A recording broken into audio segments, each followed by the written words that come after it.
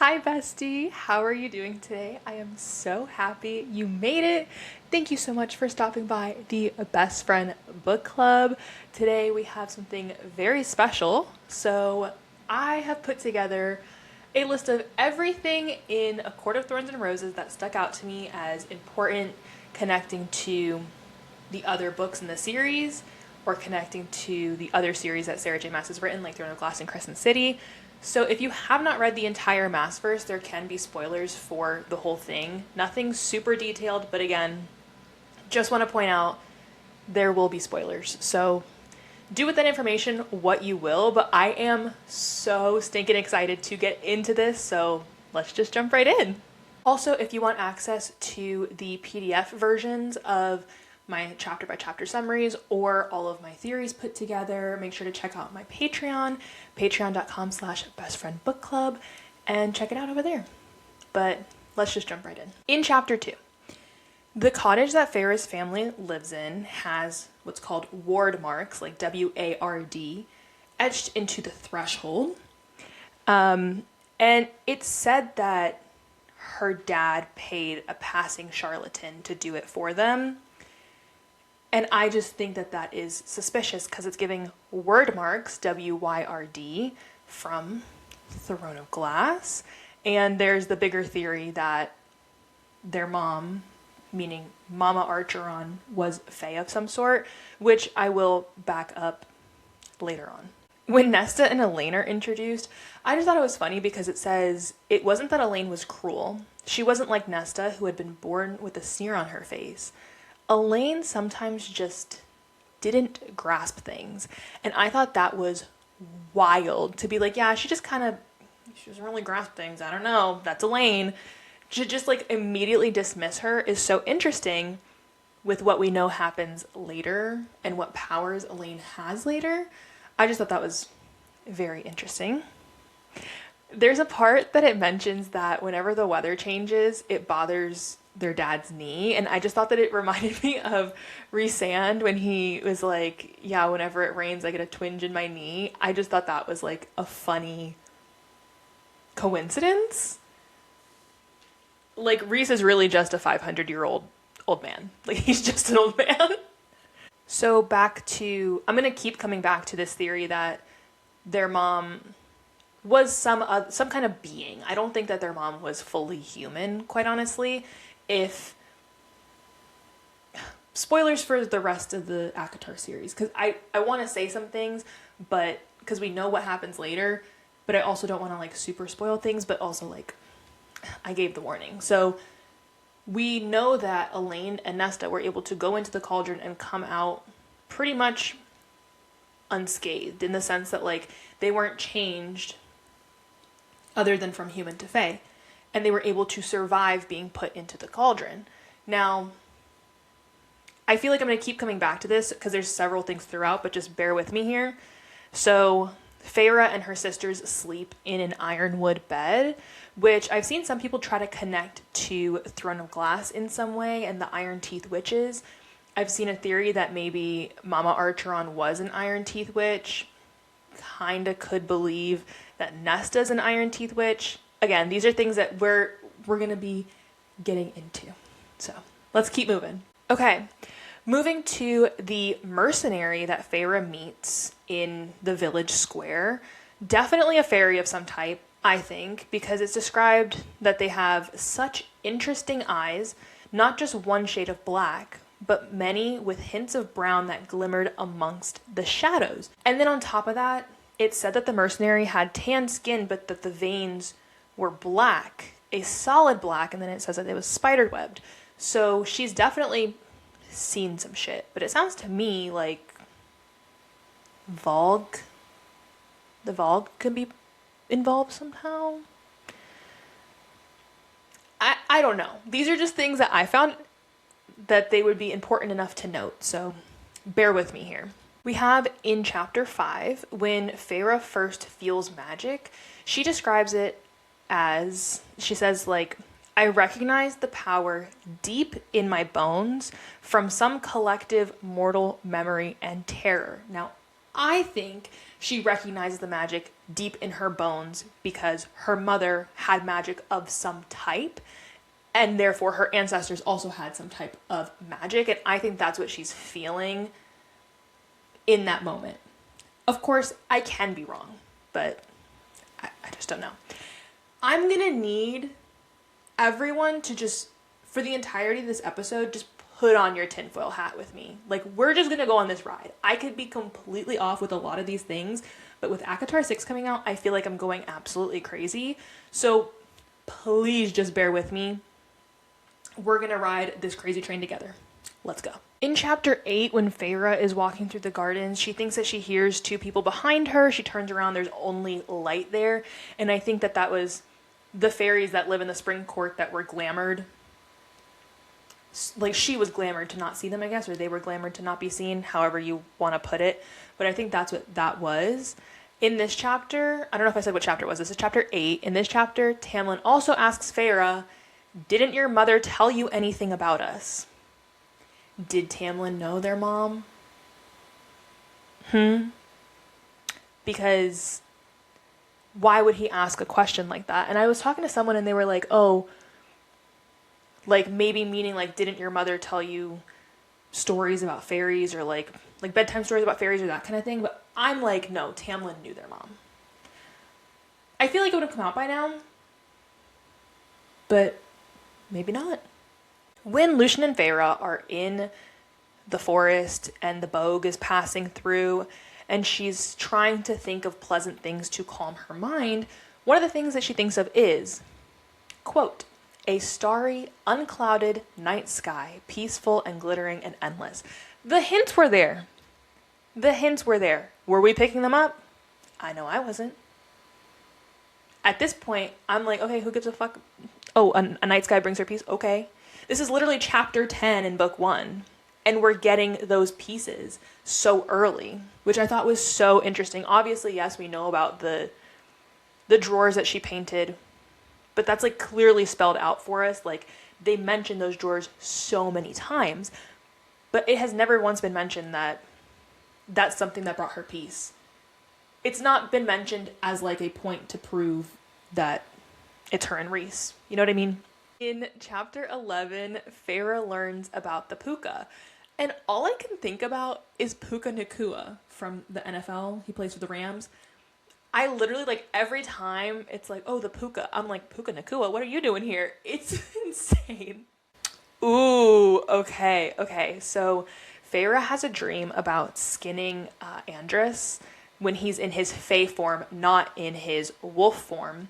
And then it says, quote, "Behind me, a shadow lurked." And then it says, "No, watched."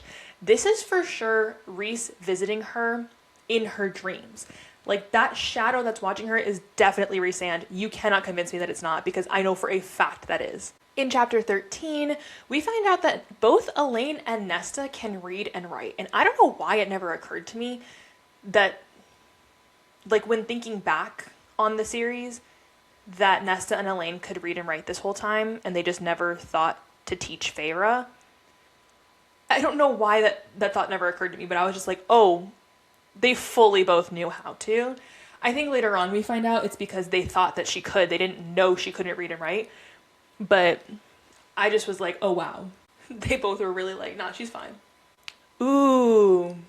All right. Also in that chapter, Feyre sees the mural of the creation story of Prythian. And, okay, direct quote from the book. "A mighty black cauldron held by glowing, slender female hands." So I'm assuming the female hands are the mother. Slender female hands in a starry, endless night. Those hands tipped it over, golden, sparkling liquid pouring out over the lip. No, not sparkling, but effervescent, with small symbols, perhaps of some ancient fairy language. I think that there's word marks on there. Those are definitely word marks. Ancient fairy language, hello? Anyone? It's just, after reading all of the books and then going back and rereading, I'm definitely like, wow, I'm seeing so many things that can be connections. Are they actual connections? No clue. No clue. And also I'm realizing that I forgot a lot of what happened in these books. I mean, the first time I read this was 2021. Almost 5 years ago was the first time I read this book. So many things, like little details I forgot, which is kind of what inspired the thought to be like, let me put this all together in a podcast so that other people don't have to deal with rereading all 16 books. I'm doing it because I'm insane. Moving on. In chapter 14, when Feyre meets the Suriel says, I am a member of no court. I am older than the High Lords, older than Prithian, older than the bones of this world. So where did he come from? Because if he's older than the world, he had to have existed before it existed. So he had to have come from somewhere else. I don't have an answer to that. I don't know where the Suriel came from. I have seen a couple theories about Throne of Glass spoilers here, so please tread carefully. If you're Simone and you have not finished Throne of Glass by the time this comes out, fast forward like a minute. But I have seen theories that the Suriel is Caltaine, and Caltaine remembered the warm cloak, and like that is where the Suriel came from after everything that happened with her. But I don't know how much I believe that. I think more Caltaine is Bryaxis, but either one. I guess we'll figure it out eventually, or we'll just never find out. Those are the two options. In chapter 15, when the Naga are about to attack Feyre, they say the Dark Mother sent them as a gift. Who's the Dark Mother? Because there's the mother, but who's the Dark Mother? Is there a different goddess that they're referring to? I don't know. So when Feyre says to Lucien and Tamlin, she's like, well, fairies can't lie. And Lucian's like, who told you that? The immediate space my head went to was heated rivalry and Ilya being like, is liar told you that. That is where my head went, and I'm just like, oh wow. I love the way my brain works. I can see how people developed a soft spot for Tamlin before reading A Court of Mist and Fury and the rest of the books. But he is very supportive of Feyre, and he says to her things like, you gave up so much for them. And then he was asking her, like, do you even know how to laugh? Like, he seems like he is genuinely interested in her well-being. Is he? That I don't know. Is it more just like, you're my ticket out of here, please fall in love with me? I genuinely don't know. When Feyre was like, she was talking to him and she was like, I don't want your pity. And he was like, what about a friend? I fear it warmed my heart just a little bit. I was like, oh, how sweet. Wrong.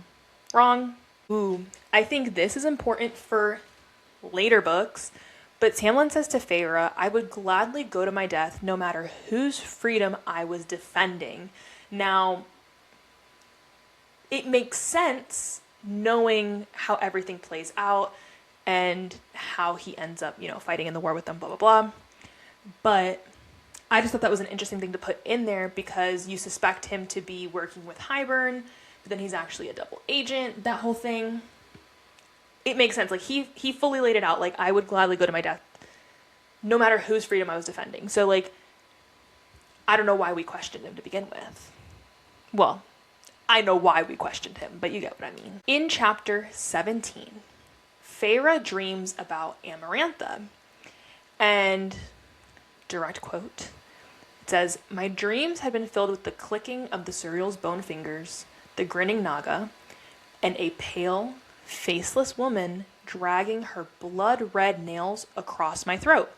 Now, I don't think that Feyre has the ability to see the future in her dreams or anything like that, but what I think is that the same way that Rhys would send her thoughts, and he had appeared in her, he was like present for her dream about Andros earlier, I think that the reason that she got that image of Amarantha is because it's Rhys sending it to her. That pool of starlight in the Spring Court is definitely a portal to another world. I don't care. Yes, Tamlin and Feyre get into the pool of starlight, but I think it can be used as a portal at some point later on.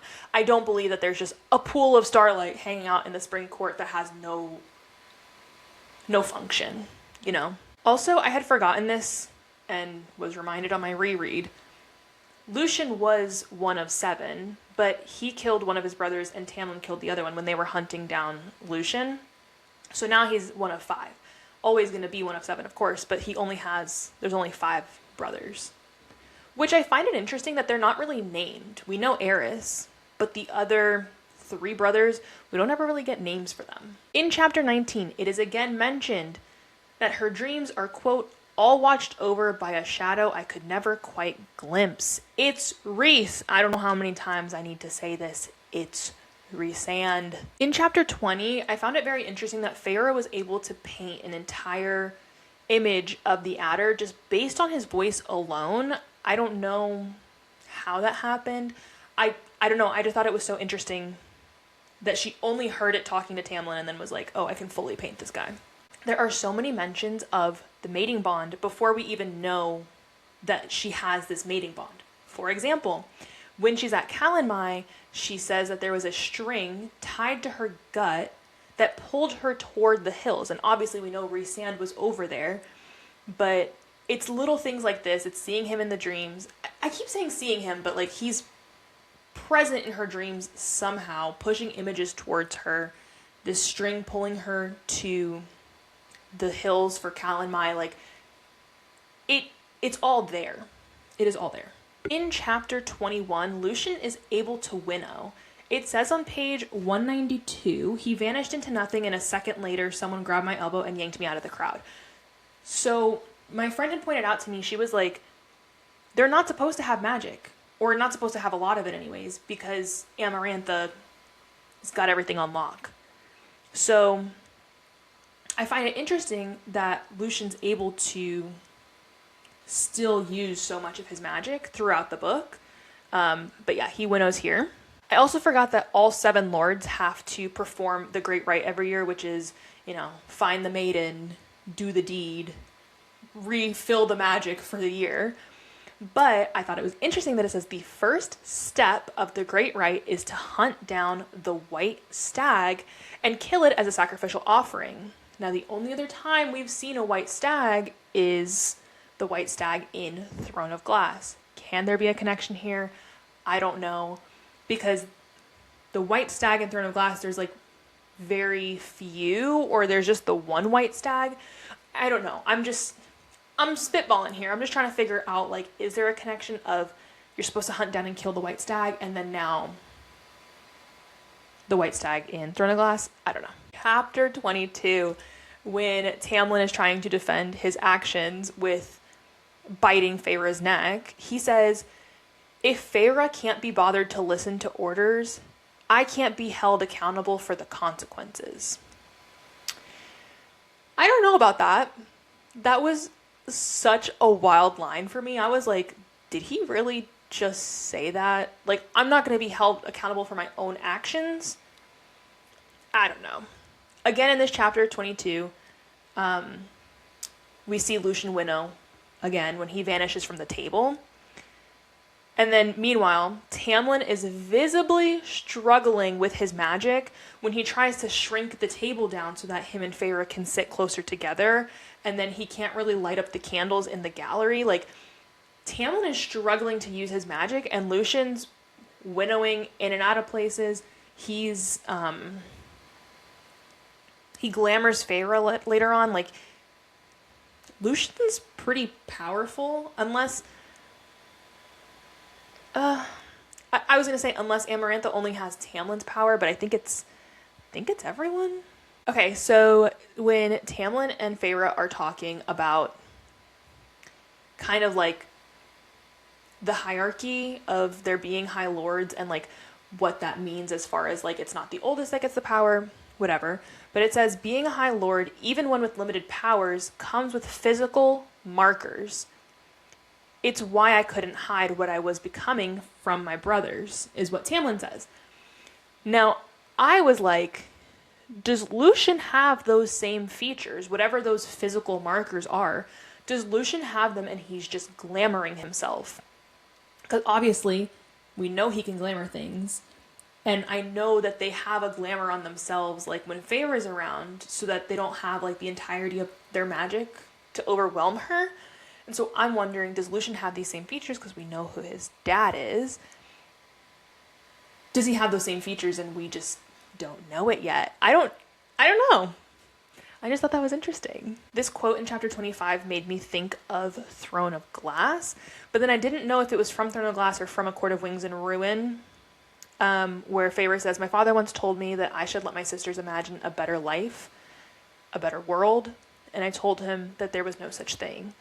I think what I'm remembering is A Court of Wings and Ruin, when the Suriel asks her to leave the world a better place than how she found it, or something like that. I don't think that was a Throne of Glass connection. I think it was Wings and Ruin.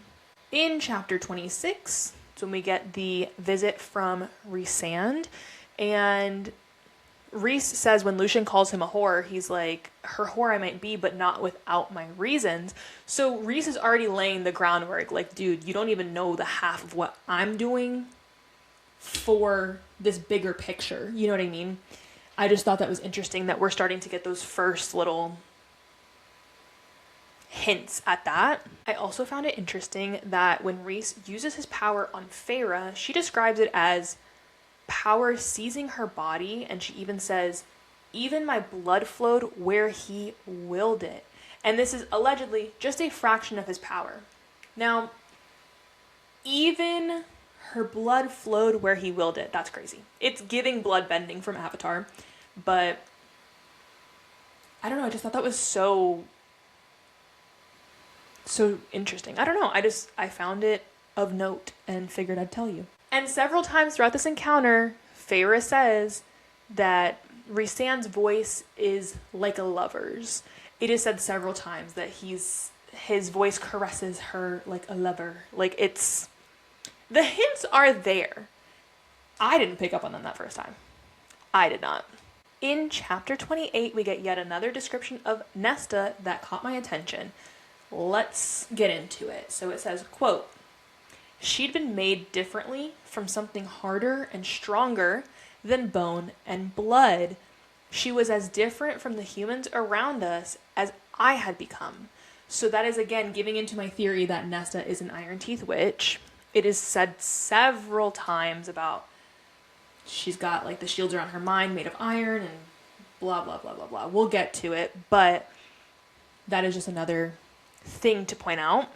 In chapter 28, she also keeps describing this darkening shadow within her that made her feel like she made a big mistake in leaving. Now, I don't know if that's her connection to Rhysand, because we do find out later on that he's like, he didn't want her to come back. Like, he was okay with, like, you know,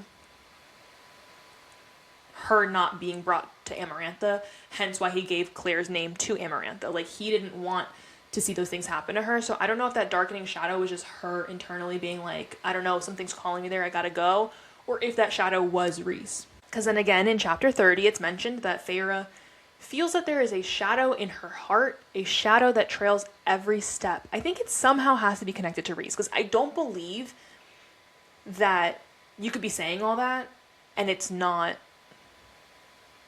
Rhys. Like, hello? Again, giving into my theory that Nesta is an Iron Teeth witch. Quote from the book, "Apparently an iron will is all it takes to keep a glamour from digging in, because she was immune to Tamlin's glamour." And then it says, "Nesta's mind was so entirely her own. She had put up such strong walls of steel and iron and ashwood." So I feel like this can't be a coincidence. It's gonna be more so in Silver Flames that I really get into my Nesta theories, but we'll leave it there for now. Nesta, I thought this was funny, that Nesta basically ended things with Thomas Mandry because he wouldn't go with her to save Feyre from Prythian. And we all know who would have gone with Nesta to save Feyre. Let's be honest. We know who would have. But I just thought that was so funny that she was like, "Oh, you're not going to go with me to save my sister? You piece of shit. I'm not dating you no more." Love it. Love it. So leaning more into Nesta theories, I think she's going to ultimately not end up staying in Prythian. I mean, one of two things. I think she could become queen of maybe like the Hewn City or maybe like the Dawn Court. I don't know. There's so many bits and pieces that are gonna be throughout the other books. But so this quote, let's see. There is a better world, Nesta, a better world out there waiting for you to find it. And if I ever get the chance, if things are ever better, safer, I will find you again, is what Feyre says to her before she leaves to go back to Prythian. Now, a better world out there waiting for you to find it. Now, I don't know if that's referring to Nesta eventually going to Valaris, the House of Wind, that kind of thing, or if it was just like, I don't know, just something she said to her sister before she left. Who knows? It also says there was no limits to what Nesta might do, what she might make of herself once she found a place to call her own. Now, I don't know if that place is Valaris. I don't know if that place is somewhere on a different planet, universe, whatever you want to call it. I don't know. The gate in the wall that Feyre ends up finding, so like the hole in the wall that she's able to pass through, it says that there are mossy stones on both sides of it with faint whorls carved into them. Definitely have to be word marks here. It has to be. What else would it be? But it's like these two mossy stones that have what I'm assuming are word marks on them to mark this is where there's a hole in the wall. It's mentioned in chapter 32 that Tamlin and Amarantha had known each other previously and that his family had long been tied to Highburn. Were we surprised by the outcome of what he did to get Feyre back? We shouldn't have been. Because what do you mean, long ties to Highburn? Or long been tied to Highburn? And then Amarantha's his homie. We really have to question who Tamlin spends his time with, because this is kind of crazy. I mean, it shows you the kind of guy he is, but moving on. I did just want to note that the three courts that rebelled against Amarantha were the Day Court, the Summer Court, and the Winter Court. Now, it's going to come up later, but I just wanted to make note that those are the three courts that rebelled against Amarantha openly. She, absolutely destroyed the Summer Court. I don't remember. I think she, killed a bunch of kids in the Winter Court. I don't know about the Day Court. Alice tells Feyre that no human who has ever gone under the mountain has come out, which ended up still being true, because Feyre went in a human and came out Fae. So still, no human had ever gone under the mountain and come back out. When Amarantha is described, it says that something sucked at her beauty, and it just reminded me of Caltaine from Throne of Glass. And I don't know how it's all connected. I don't know. But just that specific description of something sucked at her beauty. Come on now. In chapter 35, Lucien visits Feyre to heal her, and he says that Amarantha gave him back just a fraction of his power to kind of get Tamlin to accept her offer. Now, that means that before he didn't have his full power, and he still doesn't have his full power. So his full power must be kind of wild, because then he also winnows away at the end of this chapter. And we saw when Tamlin was trying to perform the tiniest bit of magic, he couldn't really make it happen. So I just think that Lucien's going to be very powerful ultimately. When Amarantha learns Feyre's name, her response was very interesting. She said, quote, an old name from our earlier dialects. Now, our meaning Fae. So Fae dialects, you can't tell me that their mom wasn't Fae or some kind of magical being, because how are they mated to Fae when they're humans? They can't be 100% human and mated to Fae. That wouldn't make sense, correct? And obviously they end up becoming Fae, but you can argue that the cauldron or the mother knew that would happen. I don't know. All I'm getting at is that her name, it being something from the earlier dialects, makes me think okay, their mom was Fae for sure. We do find out in this chapter as well that it says that Feyre's mother died of typhus and her cousin had died of malaria. I don't believe that. I don't believe that that is the way that her mom and her cousin died. I think that they went somewhere else. I think that they're going to come back eventually. Maybe I'm insane, but I do think they're going to come back. Chapter 37, Feyre keeps referring to Tamlin as my high lord, my high lord. I'm like, Miss Girl, that's not your high lord. It is not. But it's just knowing that now, after reading it 4 times, like, of course, I'm like, girl, can it? That is not your high lord. I will say, though, the first time that I picked up ACOTAR, I knew she ended up with Rhysand, so I never fully got attached to Tamlin. Don't spoil it for other people. Especially something so big like that.